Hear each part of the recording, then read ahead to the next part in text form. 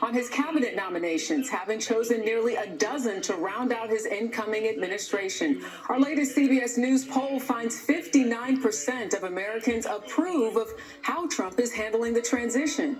CBS's Nicole Killian is in West Palm Beach with more on that part of the story. Nicole. Good evening, Jerika. President-elect Trump has now filled most of his cabinet-level positions, putting him on pace with his goal to do so by Thanksgiving. At his Mar-a-Lago estate, President-elect Donald Trump solidified his cabinet with new picks for housing, labor, agriculture, and treasury, tapping investor Scott Bessent, who could become the first openly gay secretary to lead the department if confirmed. These are people that are going to work to get America back on track across the board. The president-elect also tapped Russell Vought, a co-author of the conservative policy blueprint Project 2025, to reprise his role as White House budget director, and he selected a trio of doctors for federal health agencies, including former Congressman David Weldon, a vaccine skeptic, to head the CDC. It's about choice. It's about getting rid of mandates. A CBS News poll finds most of Trump's well-known designees have more support than opposition, from Senator Marco Rubio for Secretary of State to Robert F. Kennedy Jr. for HHS and Pete Hegseth for Defense, although the former Fox News host faces allegations of sexual assault. It's frankly an insult and really troubling that Mr. Trump would nominate someone who has admitted that he's paid off a victim who has claimed rape allegations against him. There was no crime committed, and so that doesn't prevent Pete from moving forward in this. Some senators want FBI background checks on the nominees. Why wouldn't we get these background checks for the most important job in the United States government? It's unclear if the confirmation process could be delayed if those background checks aren't done. So far, the Trump transition has not signed an agreement with the FBI or White House to start the vetting process, but a spokesperson tells CBS News they continue to constructively engage with the Biden-Harris administration. Jerika? All right, Nicole Killian, thank you. Turning now to the Middle East, Israeli planes carried out new airstrikes in Beirut in response to a volley of more than 250 Hezbollah rockets in the north. In the south, Hamas is claiming an Israeli woman taken hostage during the October 7th attacks was killed as a result of the fighting in Gaza. There has been no official confirmation from Israel. At least 100 hostages are still unaccounted for. CBS's Deborah Pata is in East Jerusalem with more. Deborah. Good evening. Today marks 1 year since 105 hostages were released in a deal with Hamas. But since then, negotiations for the remaining more than 100 captives have repeatedly failed as Israel continues to pound northern Gaza, which has had virtually no aid for more than 40 days.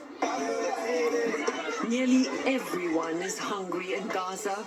In the north, the UN says famine may already be underway. And in the south, children are starving, often surviving on just one meager meal a day. Desperate Palestinians brave angry crowds just to get bread, but it is often a hopeless quest. Sometimes I can't find any bread at all, sobbed Salma. I swear we live in hell. One of my children has already died, and I'm terrified it will happen again. It is images like these that have given weight to the arrest warrants issued by the International Criminal Court against Prime Minister Benjamin Netanyahu and his former Defense Minister Yoav Gallant for war crimes, including deliberate starvation. Netanyahu has rejected the ICC accusations as anti-Semitic, but there are credible accounts supporting them, says Israeli professor of international law Ayal Gross. It's very troubling, in my opinion, to see that in the name of protecting Israel, there is neglect of caring for the effect on the war of Palestinian civilians. And now, temperatures are plummeting as Palestinians desperately try to carve out makeshift shelters in the ruins of war, hoping there will be just enough food to survive the winter. Before the war began, 500 aid trucks entered Gaza every day. It is a fraction of that now, Jerika, with the quantity dropping to almost its lowest level for the entire war. Deborah Pacha in East Jerusalem, thank you. Well, if you're planning on traveling this Thanksgiving week, you will not be alone. According to AAA, nearly 80 million Americans will be on the move for the holiday. That number is a record and is nearly 1/4 of the entire U.S. population. CBS's Chanel Call is at Newark Liberty International Airport in New Jersey. Chanel, it doesn't look too packed there right now, does it? Well, Jerika, it's the calm before the storm here at Newark Airport. Travelers here and across the country are hoping to beat that holiday rush. Across the country, airports are already teeming with travelers heading to Thanksgiving destinations before peak travel days. I found it was cheaper to fly on a Sunday, and then I'm coming back on Friday, so I can beat that rush. 2.8 million people are expected to fly Tuesday. It's a similar story on Wednesday. But next Sunday could set an all-time record, with more than 3 million expected to pass through airport security nationwide. We are ready across 433 federalized airports to ensure passengers can complete the screening process within our established wait times of 30 minutes or less for non-pre-check passengers and 10 minutes or less for pre-check passengers. But most travelers are expected to drive, a record 71.7 million. That's over 1 million more than last year. It's important to know when the peak congestion periods will be, which AAA anticipates will be Tuesday afternoon and Wednesday afternoon, between the hours of 1 p.m. and 7 p.m. The key is to avoid those afternoon rush hour commute times when people heading home from work are mixing on the roads with travelers heading in and out of town.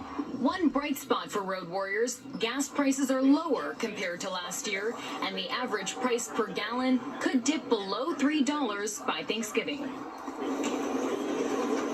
And millions of travelers from coast to coast will also have to contend with some dicey winter storms. Those are already hitting the Pacific Northwest and Northern California, expected to hit the rest of the country later this week. Jerika? Chanel Call, thank you. And speaking of weather, for details on what weather conditions you can expect over the next few days, let's check in with meteorologist Andrew Kozak with more on that. Good evening to you, Andrew.